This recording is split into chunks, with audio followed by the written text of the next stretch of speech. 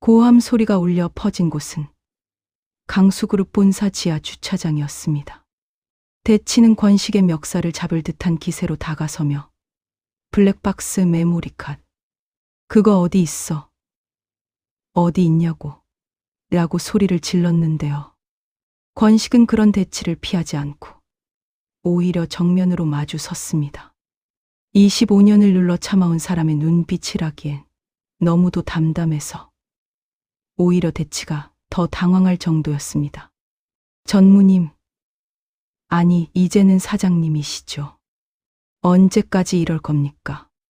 그날 밤 제가 본 걸 제가 잊었을 것 같습니까? 권식의 목소리는 낮았지만 흔들림이 없었습니다. 대치는 그 말의 순간 얼굴이 하얗게 질렸는데요. 옆에 서 있던 성준이 한 발 나서며 권식이 자네가 여기서 무너지면 안 되네. 자네 딸을 생각해서라도 라고 붙잡으려 했지만 이미 상황은 덧잡을 수 없이 흘러가고 있었습니다. 바로 그때 세 남자의 언쟁 소리를 듣고 걸음을 멈춘 사람이 있었습니다. 고결이었습니다. 결은 원래 그 시간에 지하 주차장을 지나갈 이유가 없었는데요. 하필이면 그날따라 은혜와 점심을 먹기 위해 일찍 퇴근하려던 참이었습니다. 결은 낯익은 목소리들이 심상치 않게 오가는 걸 느끼고 걸음을 멈췄고 곧 세 사람이 서 있는 기둥 뒤편에 자신도 모르게 몸을 숨기고 말았습니다. 아버지 좀 살려주세요.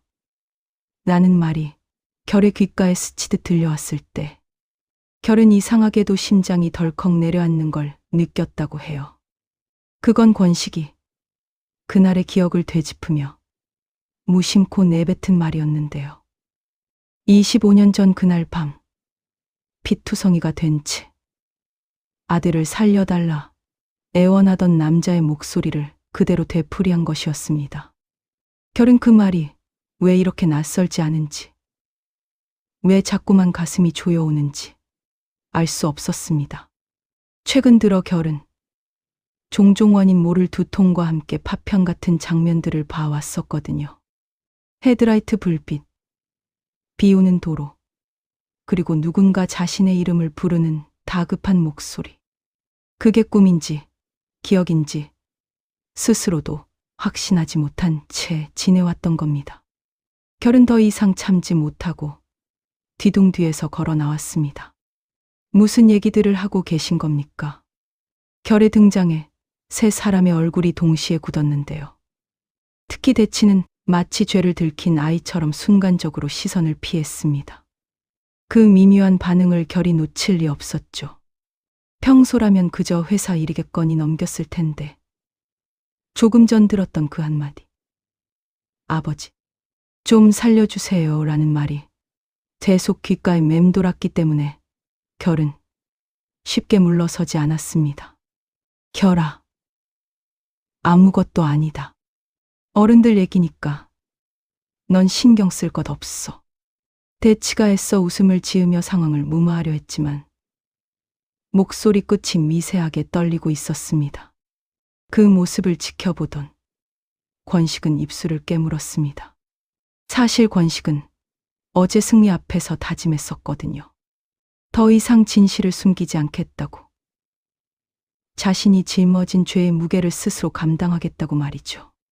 그런데 막상 결의 얼굴을 마주하니 25년 동안 아버지처럼 여겨왔을 한 청년에게 그 잔인한 진실을 어떻게 꺼내야 할지 도무지 용기가 나지 않았던 겁니다. 성주는 그런 권식의 갈등을 옆에서 지켜보며 마음이 무거워졌습니다. 사실 성준이 그 USB를 권식에게 건넨 것도 진실을 밝혀 결에게 상처를 주기 위해서가 아니라 더는 거짓 위에 거짓을 쌓지 않기를 바라는 마음에서였는데요. 하지만 지금 이 순간 결의 흔들리는 눈빛을 보고 있자니 성준마저도 이게 정말 옳은 선택이었는지 스스로에게 되묻게 되더라고요. 결은 세 사람의 얼굴을 번갈아 보다가 문득 이상한 위화감을 느꼈습니다. 아버지라 불러온 대치의 낯빛, 권식의 죄인 같은 표정, 그리고 성준의 안타까운 시선. 이 세 사람 사이에 자신이 모르는 무언가가 얽혀 있다는 걸 본능적으로 알아챈 것이었습니다. 다들 왜 그런 표정이세요? 저 관련된 일입니까? 결의 물음에 아무도 선뜻 답하지 못했는데요. 그 침묵이야말로 결에게는 가장 확실한 대답이었습니다. 그 순간 결의 머릿속에서 갑자기 강렬한 두통과 함께 이미지 하나가 스쳐 지나갔습니다. 비 내리는 밤, 헤드라이트 불빛 속에서 자신을 향해 손을 뻗던 한 남자의 실루, 그리고 귓가에 울리던 목소리. 결아 아니, 한결아. 결은 순간 다리에 힘이 풀려 비틀거렸습니다. 한결이라는 이름이 왜 낯설지 않은 건지 결 스스로도 알 수 없었습니다. 그건 결이 태어나서 단 한 번도 불려본 적 없는 이름이었는데도 말이죠. 결아, 괜찮아? 대치가 놀라서 결을 부축하려 했지만 결은 그 손을 살짝 피했습니다. 그러고는 낮은 목소리로 물었습니다. 아버지, 저한테 뭔가 숨기고 계신 거 있으세요? 결의 질문에 대치의 얼굴에서 핏기가 가셨습니다.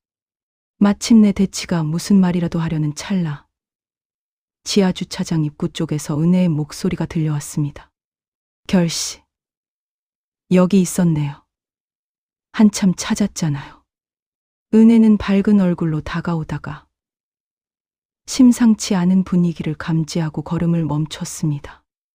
은혜는 결의 안색이 심상치 않은 걸 보고 바로 다가와 팔을 붙잡았습니다. 결씨, 왜 그래요? 어디 아파요?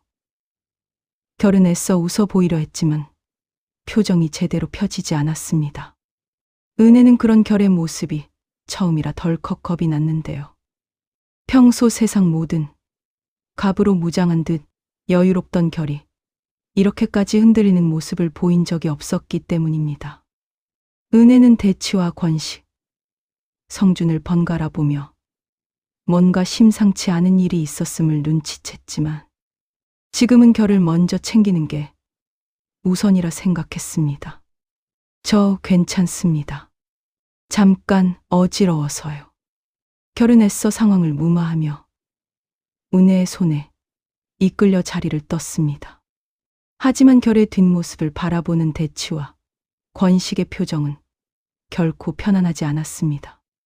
대치는 결이 완전히 사라진 걸 확인하고서야 참았던 숨을 몰아쉬며 권식에게 다가섰습니다.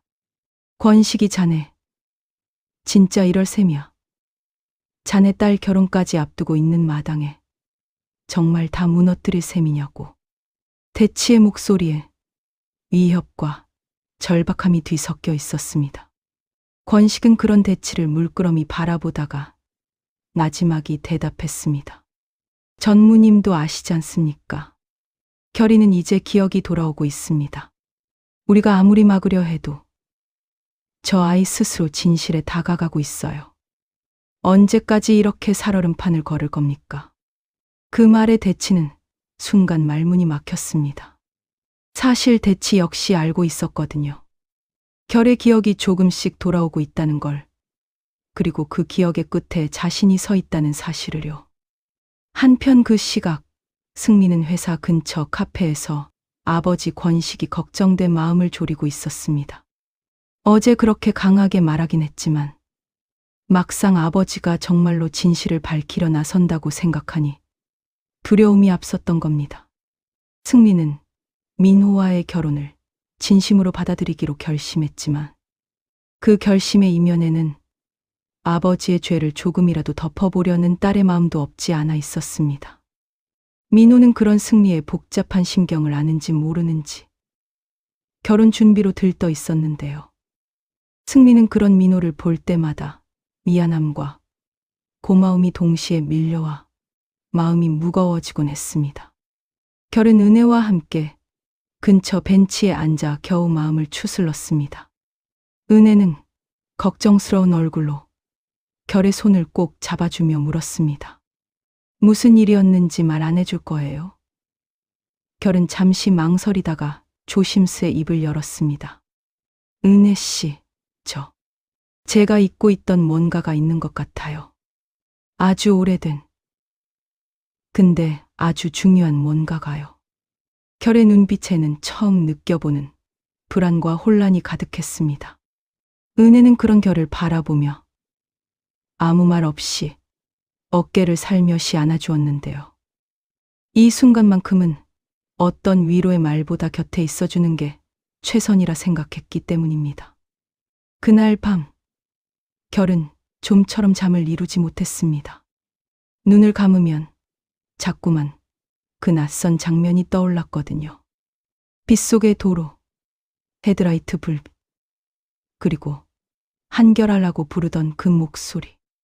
결은 결국 참지 못하고 옛날 앨범을 꺼내 뒤적이기 시작했습니다. 그러다 문득 사진첩 사이에 끼워져 있던 낡은 사진 한 장을 발견했는데요. 어린 시절 자신을 안고 있는 낯선 남자의 사진이었습니다. 사진 뒷면에는 흐릿하게 한결이와 그날이라는 글씨가 적혀 있었습니다.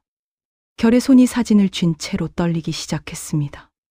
바로 그 순간 결의 휴대폰이 울렸습니다. 발신자는 다름 아닌 권식이었습니다.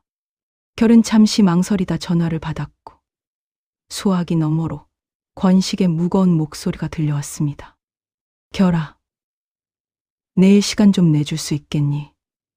너한테 꼭 해야 할 이야기가 있다. 결은 사진을 손에 쥔 채 낮은 목소리로 대답했습니다. 네. 어차피 저도 여쭤보고 싶은 게 있었습니다. 전화를 끄는 결의 눈빛에는 두려움과 함께 알 수 없는 결연함이 서려 있었습니다. 마침내 25년간 묻혀있던 진실이 조금씩 수면 위로 떠오르려 하고 있었던 겁니다.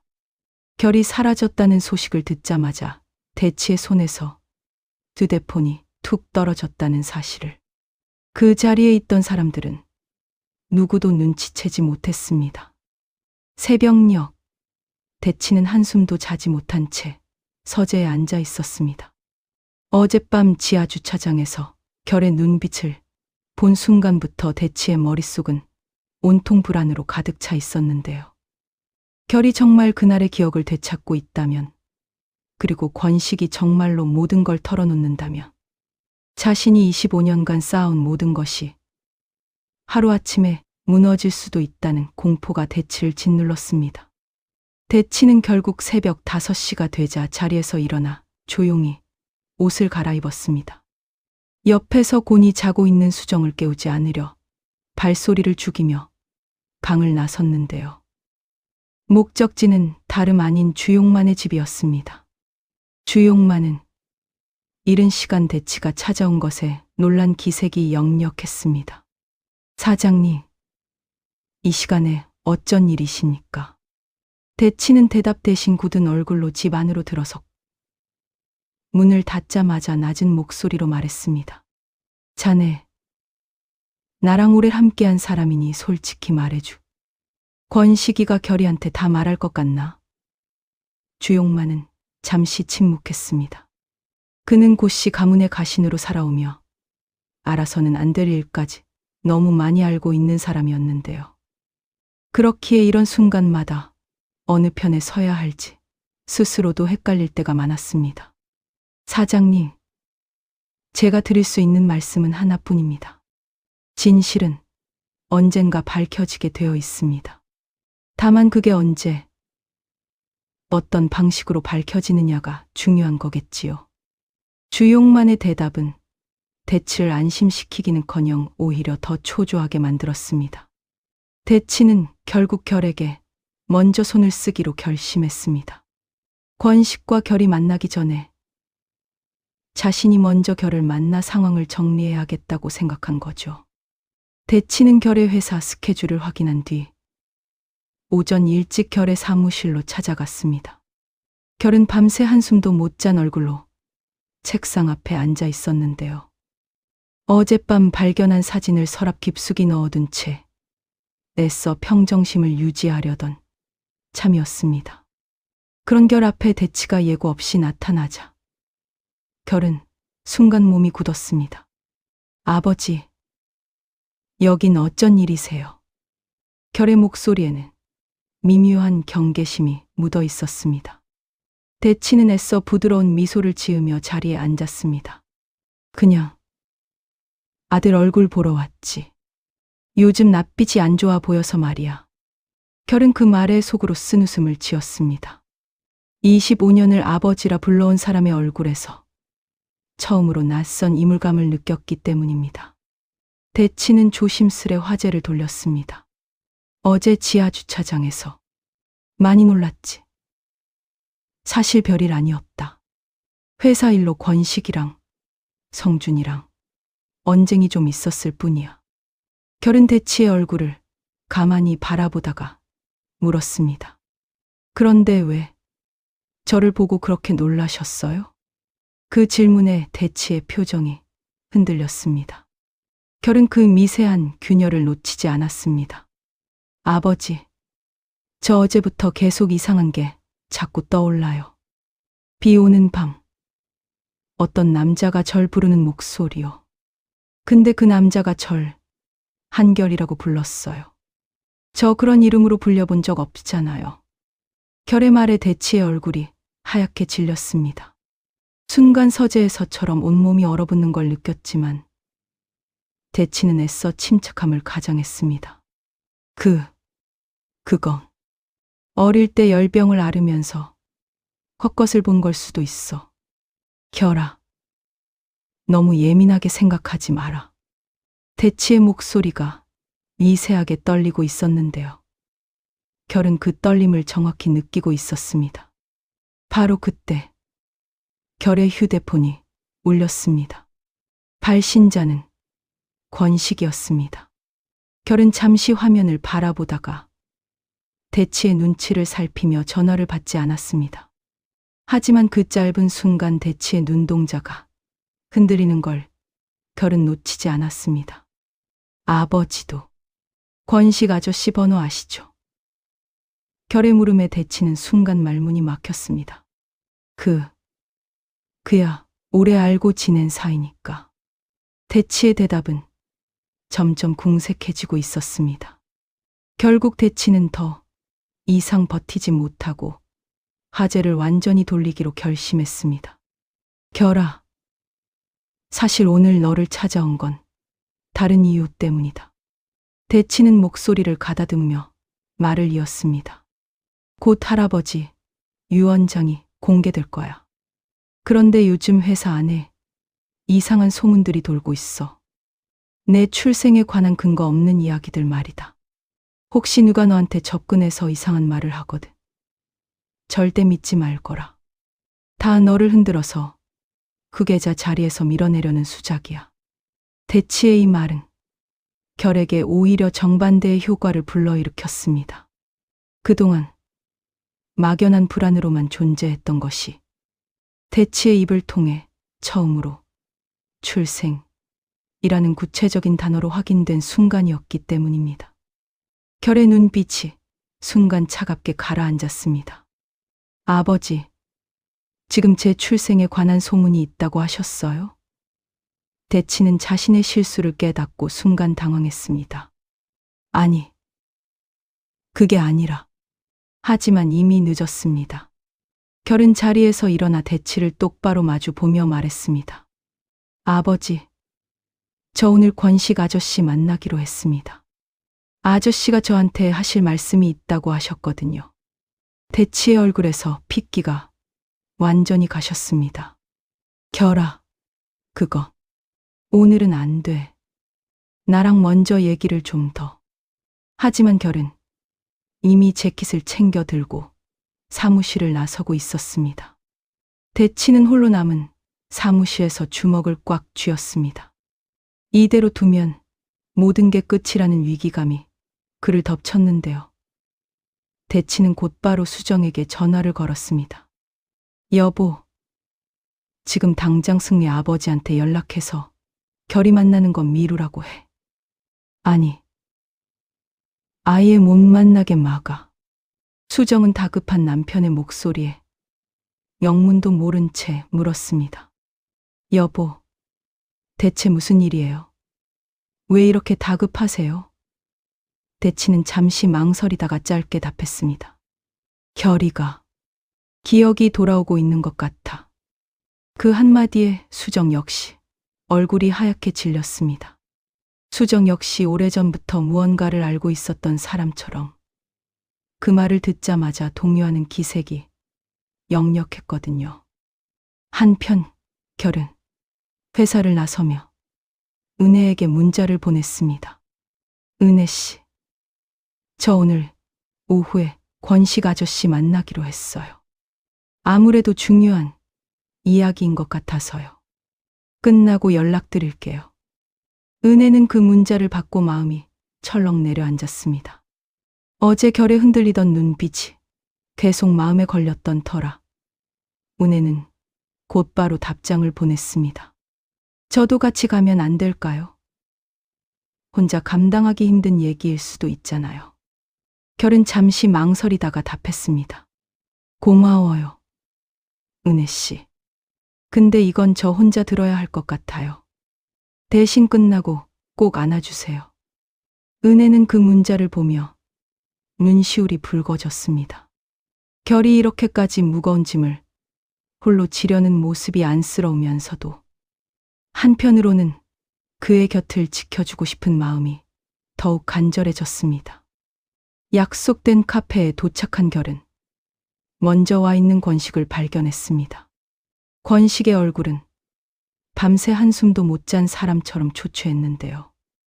결이 자리에 앉자 권식은 떨리는 손으로 낡은 서류 봉투 하나를 테이블 위에 올려놓았습니다. 결아, 이 안에 있는 걸 보기 전에 내가 먼저 할 말이 있다.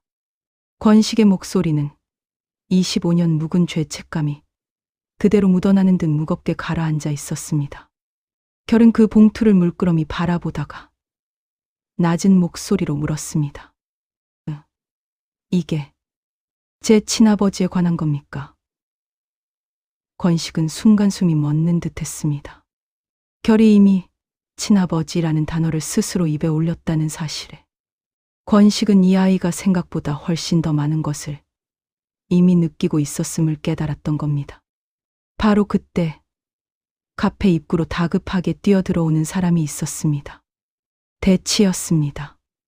대치는 숨을 몰아쉬며 두 사람의 테이블로 다가왔고 결과 권식 사이에 놓인 서류 봉투를 발견하는 순간 얼굴이 새하얗게 질렸습니다.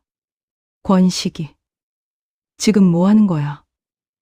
대치의 목소리가 카페 안에 날카롭게 울려 퍼졌습니다. 주변 손님들의 시선이 일제히 세 사람에게 쏠렸고 결은 그런 대치를 보며 오히려 담담한 얼굴로 말했습니다. 아버지, 이제 그만하세요. 저 다 알아야겠습니다. 대치는 그 자리에 얼어붙은 듯 서서 아무 말도 하지 못했습니다.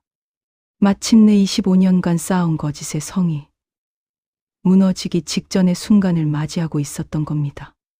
카페 안의 모든 시선이 자신에게 쏠린 걸 느낀 순간 대치는 25년 만에 처음으로 도망칠 곳이 없다는 걸 깨달았습니다. 권식은 자리에서 천천히 일어나 대치를 향해 돌아섰습니다. 전무님, 아니 사장님, 이제 정말 끝내야 합니다. 저는 이미 결심했습니다. 권식의 목소리에는 더 이상 물러설 곳이 없는 사람의 결연함이 묻어 있었는데요. 대치는 그런 권식을 보며 순간 다리에 힘이 풀리는 걸 느꼈습니다. 결은 두 사람을 번갈아 보다가 테이블 위에 놓인 서류 봉투로 천천히 손을 뻗었습니다. 그 손끝이 봉투에 닿는 순간 대치의 입에서 자신도 모르게 비명 같은 소리가 터져 나왔습니다. 결아, 안 돼. 카페 안이 순식간에 정적에 휩싸였습니다. 대치의 외침은 너무도 절박해서 오히려 그 절박함 자체가 모든 걸 말해주고 있었습니다. 결은 봉투에서 손을 떼지 않은 채 낮은 목소리로 물었습니다. 왜요, 아버지? 왜 안 되는 겁니까? 대치는 그 자리에 무너지듯 주저앉았습니다. 25년을 지켜온 위신도, 강수그룹 사장이라는 자리도 이 순간 아무 소용이 없었습니다. 대치는 떨리는 손으로 얼굴을 감쌌고 한참 동안 아무 말도 하지 못했는데요. 카페 안의 손님들은 심상치 않은 분위기에 하나둘 자리를 피하기 시작했습니다. 내가 그랬다. 대치의 입에서 마침내 흘러나온 말이었습니다. 결은 순간 귀를 의심했습니다. 네. 뭘 그랬다는 겁니까? 대치는 고개를 들어 결을 바라보았는데요. 그 눈빛에는 25년간 억눌러온 죄책감과 두려움이 한꺼번에 터져 나오고 있었습니다. 그날, 비 오던 그날 밤, 내가 운전을 했다. 내가 내 아버지를, 한 수철을 그렇게 만들었어. 대치의 목소리는 마치 다른 사람의 것처럼 낯설고 갈라져 있었습니다. 결은 그 자리에서 굳은 듯 움직이지 못했습니다. 머릿속이 하얗게 비어버리는 것 같았는데요. 동시에 어젯밤부터 조각조각 떠오르던 기억의 파편들이 순식간에 하나로 맞춰지는 걸 느꼈습니다. 헤드라이트 불빛, 빗소리, 그리고 한결하라고 부르던 목소리. 그 모든 것이 바로 자신이 태어나 처음 겪었던 그날 밤의 진짜 기억이었던 겁니다. 그럼 제 친아버지가 그날 사고로 돌아가셨다는 겁니까? 그리고 그 사고를 낸 사람이 지금 제 앞에 있는 아버지라고요? 결의 목소리가 떨리기 시작했습니다. 대치는 차마 결의 눈을 마주하지 못한 채 고개를 떨궜습니다. 미안하다. 결아. 정말 미안하다. 그날 내 친아버지가 내 비자금 문제를 강수 회장님께 알리려 했어. 나는 그걸 막아야 한다는 생각밖에 없었다. 그를 쫓다가 술을 마신 상태였고 순간적으로 판단이 흐려져서 대치의 목소리가 점점 흐느낌으로 변해갔습니다. 사고가 난 뒤에도 나는 신고를 막았다. 내 자리를 지키기 위해서, 내 모든 걸 잃지 않기 위해서, 그리고 죽어가는 내 아버지 앞에서 나는 도망쳤다. 권식은 그런 대치를 보며 착잡한 표정을 지었습니다. 사실 권식 역시 그날 밤 대치를 막지 못했다는 죄책감을 25년간 짊어지고 살아왔거든요. 하지만 지금 이 순간 대치가 스스로 무너지며 진실을 토해내는 모습을 보면서 권식은 묘한 안도감과 동시에 씁쓸함을 느꼈습니다. 25년이라는 시간이 이토록 길었는데 진실은 결국 이렇게 허무하게 터져 나오는구나 싶었던 겁니다. 결은 한참 동안 말을 잇지 못했습니다. 눈앞이 흐려지고 숨이 제대로 쉬어지지 않았는데요. 태어나서 지금까지 아버지라 믿어온 사람이 사실 자신의 친아버지를 죽음으로 몰아넣은 장본인이라는 사실을 어떻게 받아들여야 할지 도무지 감이 잡히지 않았습니다. 그럼 저는 그동안 제 친아버지를 죽인 사람 밑에서 아들 행세를 하며 살아온 겁니까? 결의 목소리에는 배신감과 분노, 그리고 혀어날 수 없는 슬픔이 뒤섞여 있었습니다. 대치는 그 말에 아무런 반박도 하지 못했습니다. 결아, 그래도 나는 너를 진심으로 아들로 여기며 키웠다. 그것만은 믿어줘. 대치의 애원 섞인 목소리에 결은 씁쓸한 웃음을 지었습니다. 믿으라고요? 25년을 속이신 분이 이제 와서 믿어달라고 하시는 겁니까? 결은 자리에서 벌떡 일어섰습니다. 다리가 후들거렸지만 이 자리에 더 앉아 있을 수는 없었습니다. 저는 지금은 아무것도 믿을 수가 없습니다. 죄송하지만 혼자 있고 싶습니다. 결이 카페를 뛰쳐나가려는 순간 문 앞에서 걸음을 멈춘 사람이 있었습니다. 은혜였습니다. 은혜는 결의 문자를 받고도 도무지 마음이 놓이지 않아 결국 참지 못하고 카페까지 따라왔던 건데요. 마침 그 순간 문 앞에서 결과 마주친 은혜는 결의 창백한 얼굴과 흔들리는 눈빛을 보자마자 무슨 일이 있었는지 직감했습니다. 은혜는 아무 말도 하지 않고 그저 결의 손을 꼭 잡았습니다. 결은 그 온기를 느끼는 순간 참았던 눈물이 왈칵 쏟아지고 말았습니다. 카페 안 사람들이 지켜보는 것도 개의치 않고 결은 은혜의 어깨에 얼굴을 묻은 채 소리 없이 울었습니다. 대치는 그런 두 사람의 모습을 멀리서 바라보며 자신이 얼마나 큰 죄를 저질렀는지 다시 한번 뼈저리게 느꼈습니다. 25년 전 그날 밤 자신이 조금만 더 용기를 냈더라면, 조금만 더 양심을 따랐더라면 결코 이런 순간은 오지 않았을 텐데 대치는 그 자리에 주저앉은 채 아들이라 믿어온 청년의 뒷모습이 멀어지는 걸 그저 지켜볼 수밖에 없었습니다. 권식은 대치의 곁에 다가가 낮은 목소리로 말했습니다. 전무님, 아니 사장님, 이제 회장님께도 사실대로 말씀드려야 합니다. 더 이상 미룰 수 없는 일입니다. 대치는 힘없이 고개를 끄덕였습니다.